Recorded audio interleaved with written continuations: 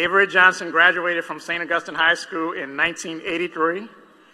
He was a member of the St. Augustine High School varsity basketball team during his entire St. Augustine career. Following his graduation, he attended Southern University in Baton Rouge, where he received a bachelor's degree in psychology in 1988. During his time at Southern University, he led the NCAA in assists for 2 consecutive years and was named the Southwestern Athletic Conference Player of the Year and the MVP of the conference tournament as both a junior and as a senior. He still owns several NCAA Division I records, including most assists in a single game, most 20 or more assist games, the highest single season average, and the highest career assist average. Despite his numerous collegiate accolades, Mr. Johnson was not selected in the 1988 NBA draft. He started his professional basketball career playing with the Palm Beach Stingrays of the United States Basketball League before signing as a free agent with the Seattle Supersonics in 1988. Mr. Johnson changed teams 6 times during his first 6 seasons in the NBA. He settled down with the San Antonio Spurs during the 1994-95 season. At San Antonio, he was known as the Little General for his on-court leadership and unwavering passion for excellence. In 1999, he was instrumental in guiding the San Antonio Spurs to the NBA championship. His NBA career lasted an impressive 16 seasons, during which time he averaged 8.4 points, 5.5 assists, 1.7 rebounds, and played in 1,054 career games with 7 different teams. In recognition for his contributions to the Spurs organization, his number 6 jersey was retired in December 2007.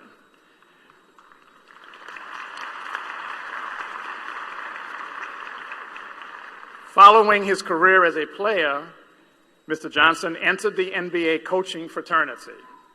He began his coaching career as an assistant coach with the Dallas Mavericks during the 2004 season. Shortly thereafter, he was appointed head coach of the Mavericks in the middle of the 2005 season. In his first full season as head coach, Johnson led the Mavericks to a 60-22 record in the team's first ever Western Conference championship and NBA Finals appearance. Following his NBA coaching career, he served as an analyst with ESPN. He is currently in his 3rd season as head coach of the University of Alabama Crimson Tide basketball program, where he has guided his teams to 3 consecutive postseason appearances. Along with his wife, Cassandra, they are both very involved in the Tuscaloosa community.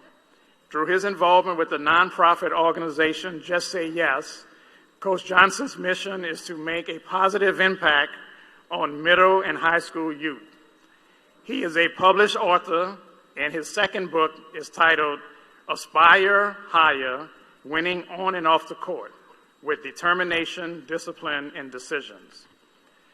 Like our other 2 honorees, Avery is an active and passionate financial supporter of St. Augustine High School. He has been married for 17 years to his wife, Cassandra, and they have 2 children. Ladies and gentlemen, it is my pleasure to present to Coach Avery Johnson our 2018 Commencement Speaker Recognition Award.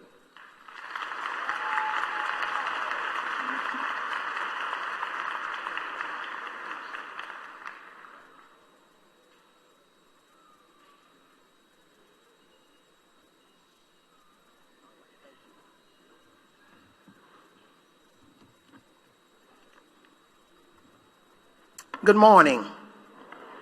It's an honor and a privilege for me to be here, especially with Judge Benedict. Been a close friend of mine for 40 years now. But I'm honored to be here. Congratulations, graduates. I was sitting in your shoes in 1983 at the Municipal Auditorium, and I didn't want to go to St. Aug. Ladies and gentlemen, I didn't want to go to St. Aug. I didn't want to attend St. Aug. When you're born and raised, Dr. St. Charles, and thank you for inviting me here. When you're born and raised in the Lafitte Project, 601 North Miro, and you go to Phyllis Wheatley Elementary School, and then you go to Andrew J. Bell Junior High School, your goal is to go to John McDonough. And if you don't go to John McDonough, then you can go to Booker T. Washington, where my brother went. And when you have parents that only have 4th grade education from St. Francisville, Louisiana, and New Road, Louisiana, you don't think that they know what they're talking about when they say they want you to go to St. Aug. And I didn't want to go to St. Aug. They didn't have any girls at St. Aug. I wanted to go to co-ed route. I didn't want to go to St. Aug and wear a tie every day. I didn't want to have to get on the Galvez bus to go to St. Aug. I can walk to John McDonough. But my dad, with his uneducated self, forced me to go to St. Aug. And I say, Dad, my dad passed away in 1994, and my mom passed away in 2000. But, when I got man enough to ask my dad, why did you want me to go to St. Aug? I say, Dad, I could have gone to Booker T, could have gone to John McDonough. That would have been excellent. Excellent. That would have been great. No problem. Still reach all my dreams and goals. And my wife graduated from Warren East, and I met her, and I've been married 27 years.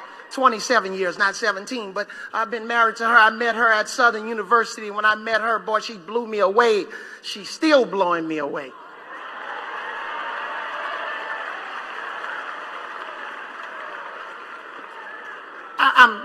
To all of the fathers and priests that are here, I'm talking about with her cooking, okay?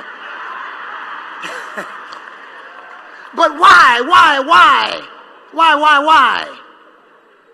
Jim Johnson, Inez Johnson, why? Why did you allow Coach Bernard Griffin, to talk you in to me going to St. Aug? And they said, you know what, son? We may not be educated, but we don't really have excellence in mind for you, Avery. We just got one word in mind for you.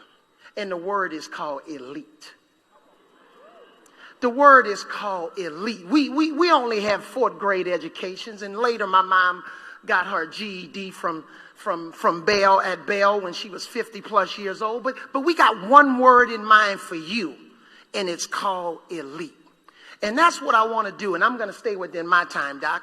That's what I want to encourage all of our graduates. Excellence is not good enough. We want you to be elite. Let me say that one more time so you can clap a little louder. Excellence is not good enough. We want you, Purple Knights 2018, to be elite.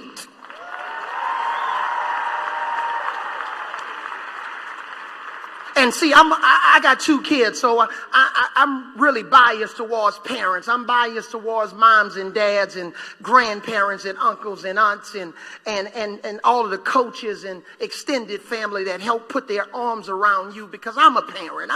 I am a coach, and in the future, hopefully, I'll be a grandparent. But I'm wrapping my arms around you just like they have for all these years, and I'm wrapping my arms around you right now, and I want to just encourage you to be elite. And here are a couple of things that I want to encourage you in terms of your journey of being elite. Continue to climb and continue to claw. Let me say that one more time. Continue to climb and continue to claw. You've climbed this academic mountain at St. Augustine. You've climbed the moral stairways at St. Augustine. Some of you or all of you have climbed the athletic hills and fields at St. Augustine. But I want to encourage you to continue to climb. You are a winner. You're not a loser. Losers lose. All right? Losers quit. You're a winner. You're a learner. Learners don't quit. Losers quit. But I want to encourage you to continue to climb. Continue to claw. You've clawed your way through a vigorous amount of discipline at St. Augustine. You've clawed your way on the track and on the court, in the classroom, in the band. But I want you to continue to claw your way. Our city has clawed their way through a storm called Katrina. And maybe your storm has been an insufficient grade on a test, or maybe you made a mistake and you didn't get at home on time for a curfew, or you're late for practice, but you didn't quit. You didn't give up. We don't give up at St. Aug. We don't quit. Coach Avery, I got cut on Christmas Eve by the Denver Nuggets back in the 90s, but I didn't quit. I got fired from the Brooklyn Nets on my wife's birthday in 2012, but I didn't quit. At St. Augustine High School, and when you graduate and you're a Purple Knight, you don't quit and you don't lose, but you only learn. But that's because we climb and we claw.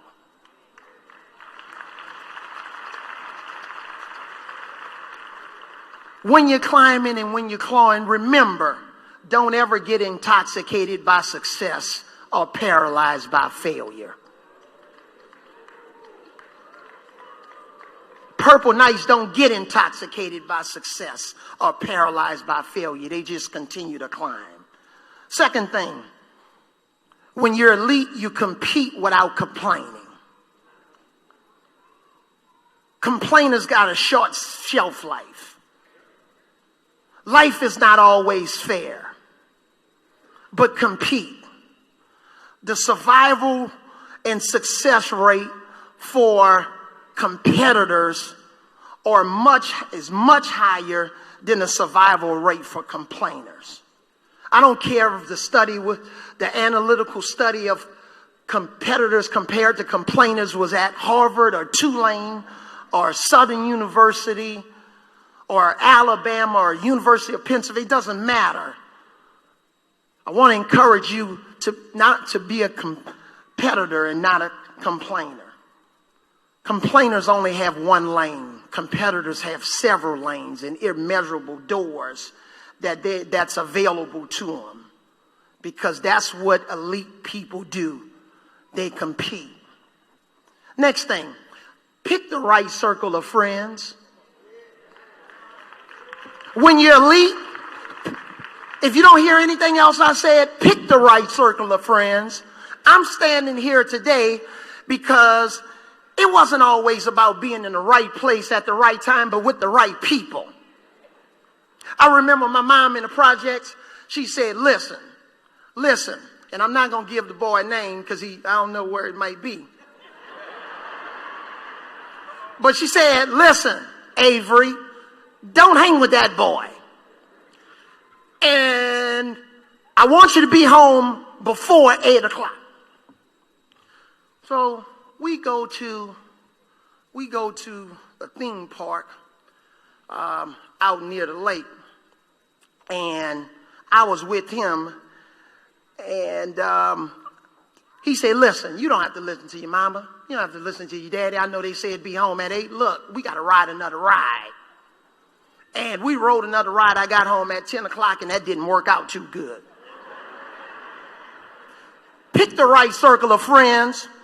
Hang with people that's going to lift you, assist you, challenge you, encourage you, hear you and not judge you, but also hold you accountable.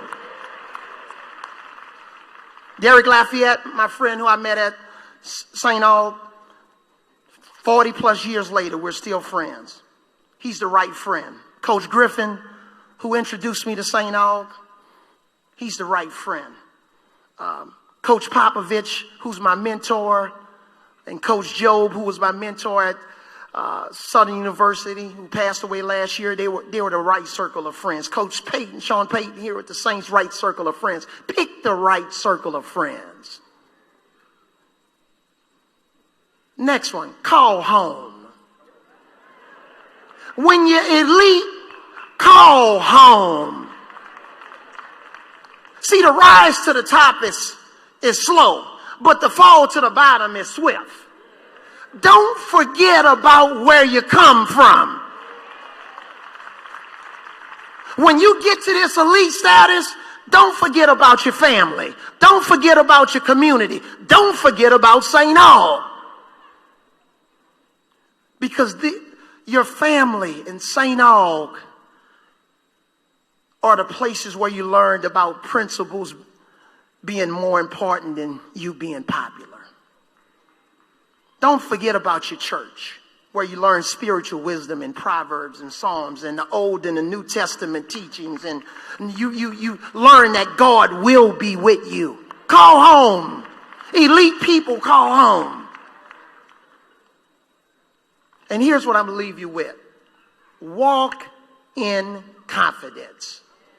Elite, my son calls it swag. Yeah.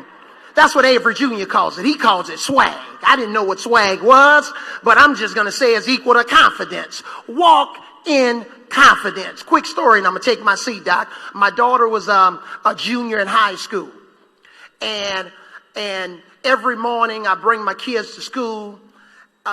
And that's when I was working in TV. I wasn't coaching at the time. But every morning, you know, when they were young, I would bring them to school. And every year we say a little prayer. And we say a prayer, and I tell them that they're special, and I just tell them that the world is theirs. They can do anything they want to do. And I told them they were kings and queens, and, you know, they were elite.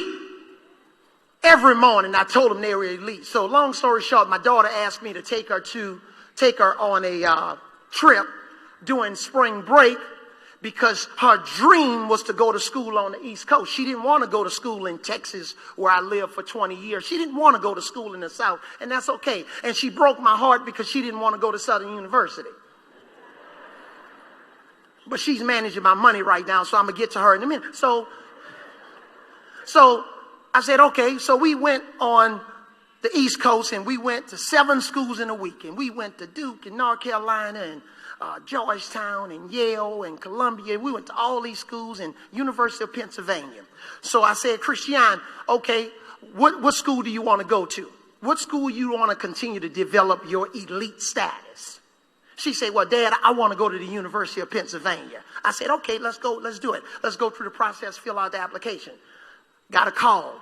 She was crying. She was just upset. I said, what's wrong? What's wrong, baby? She said, well, one of my counselors said that the University of Pennsylvania, watch this, parents, you'll get this, Judge, you're going to really get this. The University of Pennsylvania, she told my daughter, was a significant reach, that she should apply to schools in her target area.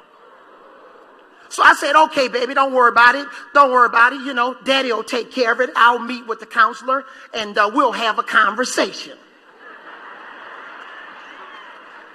Yeah. We had a conversation, and Dr. St. Charles, I kept it clean for the bird. I kept it clean. And I said, ma'am, let me explain something to you. Christiane Amber Johnson can apply to the University of Pennsylvania because I've sold confidence into her, and she's elite. So I don't know what you think about her or what you see in her, but I see genius. I see elite status, because somebody told me, like Coach Griffin told me, I was elite. And that's why he wanted me to go to St. Aug. And he said, boy, you're going to be an NBA player. It's like, me, I'm only 5'10". Yeah, you going to be an NBA player. Elite. But I had a conversation with the teacher. I said, let us just go through the application process. We went through the application process. She got accepted to the University of Pennsylvania. Hold your applause. I'm going to get to the punchline in a minute. She got accepted into the University of Pennsylvania.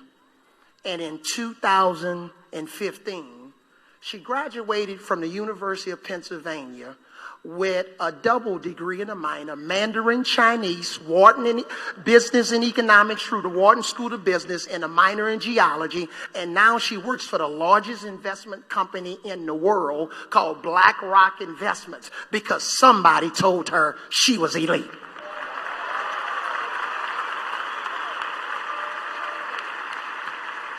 So as I take my seat at the 5-minute and 30-second mark, there was a movie that came out called Black Panther. Any of y'all watch Black Panther? Well, they had some stuff in the movie, and the guy said Rwanda forever or Black Panther forever. Well, I'm going to say something else today. St. Aug forever. Be elite. God bless you.